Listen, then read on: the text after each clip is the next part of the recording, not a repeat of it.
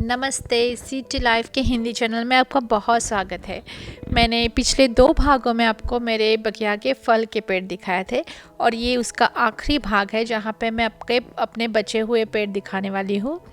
तो फिर चलिए शुरू करेंगे।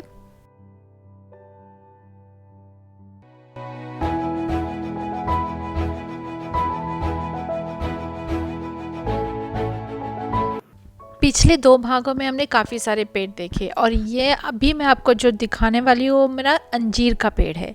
आप देख सकते हैं कितना ब्यूटीफुल शेप है इसको। ये जो था उसको एक सिंगल ही सीधी सी टहनी थी और उसको कुछ भी ज़्यादा इतना सारे पत्ते और इतनी सारी टहनियाँ नहीं थी, लेकिन वो 1 साल हमारे यहाँ पे काफ़ी ठंडा होता है। 2 ही महीने की ठंड रहती है, लेकिन वो टेम्परेचर 0 के नीचे जाता है। तभी वो मर गया था और उसको चार नई टहनियाँ आए, वो ज़मीन से आए और अभी ये झाड़ का शेप बहुत ही सुंदर हुआ है और काफ़ी बड़ा और ऐसे फूल के जैसे दिखता है झाड़ भी, और वो पत्ते भी बहुत ही सुंदर रहते हैं और इसमें काफ़ी सारे फल भी है। आप देख सकते हैं फल ये काफ़ी छोटे हैं, लेकिन इसमें कुछ बड़े फल भी है। तो कुछ छोटे हैं, कुछ मीडियम साइज़ है, कुछ बड़े हैं। ये सेलेस्ट वैरायटी है फीक का और इसका फल जो रहता है वो इतना बड़ा नहीं रहता है। हमारा टेक्सास में ये एक वैरायटी होती है और दूसरी एक रहती है वो टर्की, ब्राउन टर्की फिग करके। वो फल थोड़ा बड़ा रहता है लेकिन इससे कम स्वीट रहता है, तो मुझे स्वीट वैरायटी चाहिए थी, तो इसीलिए ये मीठा फल के लिए मैंने ये सिलेक्ट किया। और आप देख सकते हैं इसके पत्ते जो है बहुत ही डेकोरेटिव रहते हैं। उनका आप इस्तेमाल कर सकते हैं कुछ शो पीसेस वगैरह बनाने के लिए, क्योंकि काफ़ी अलग ही शेप रहता है इसका। और यहाँ पे आप नीचे देख सकते हैं काफ़ी सारे बड़े अंजीर हैं और मुझे तो बहुत ही अच्छे लगते हैं अंजीर, तो मेरा सबसे पसंदीदा फल है, लेकिन मेरे से ज़्यादा हमारे पंछियों को अच्छे लगते हैं। तो मैं क्या करती हूँ, जब भी पकना शुरू हो जाता है तभी हम लोग वो अंजीर निकाल के अंदर रख देते हैं और फिर वो घर में रख के वो पक जाते हैं पूरी तरह से। पर अगर हम लोग बाहर ही रखेंगे तो वो आधे खाए हुए हमको मिलते हैं, तो हम लोग वो इस्तेमाल ही नहीं कर पाते। तो इसीलिए हम लोग को ऐसे करना पड़ता है। तो उसके वजह से कभी कभी फल का साइज़ काफ़ी छोटा हो जाता है, लेकिन फिर भी चल जाता है। और ये है मेरे स्वीट चेरी का पेड़। आप देख सकते हैं काफ़ी बड़ा पेड़ है ये भी, लेकिन ये मैंने अपने पॉट में ही रखा है क्योंकि मैंने कहीं पढ़ा था कि वो अगर हम ज़मीन में रख देंगे तो उसकी जड़ें जो है वो अपने घर के फाउंडेशन को डैमेज कर सकती है, क्योंकि वो बहुत फैल जाती है।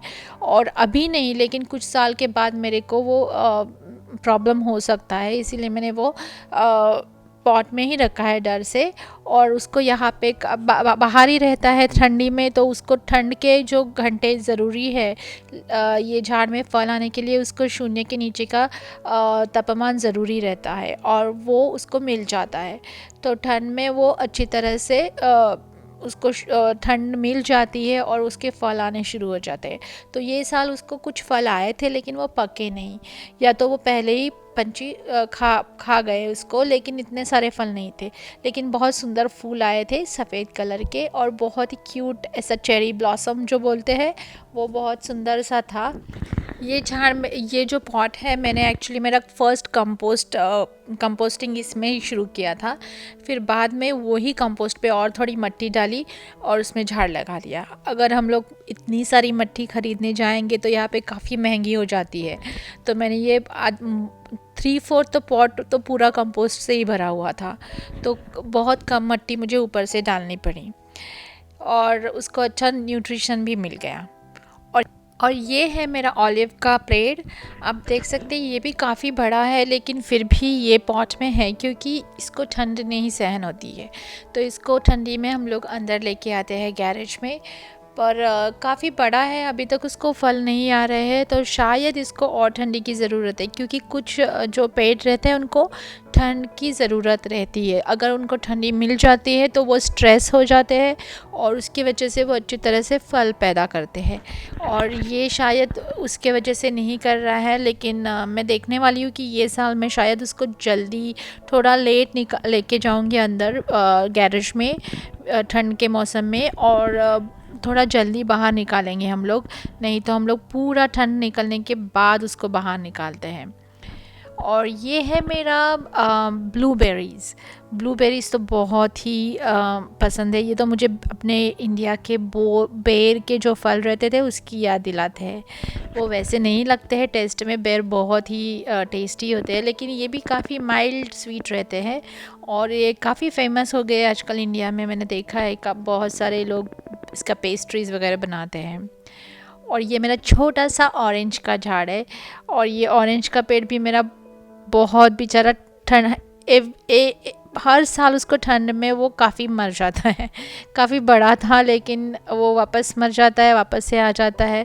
तो बचा हुआ है लेकिन उसमें कुछ भी फल नहीं है, और मुझे आशा भी नहीं है कि इतने जल्दी मुझे कुछ उससे मिलने वाला है, क्योंकि पता नहीं वो ठंड नहीं सहन कर पाता है। हमारे यहाँ पे ऐसा ही रहता है, 10 महीने तो अच्छा मौसम होता है और 2 महीने काफ़ी ज़्यादा ठंडा होता है, तो तभी काफ़ी सारे पेड़ मर जाते हैं और मुझे बहुत तकलीफ़ होती है। तो इस तरह से मैंने आपको मेरे सब फल के पेड़ दिखाए और शायद आपको अच्छे लगे होंगे। आप देखते रहिए मेरे अगले पूरे वीडियोस, काफ़ी सारे वीडियोस हैं और शायद आपको पसंद आए।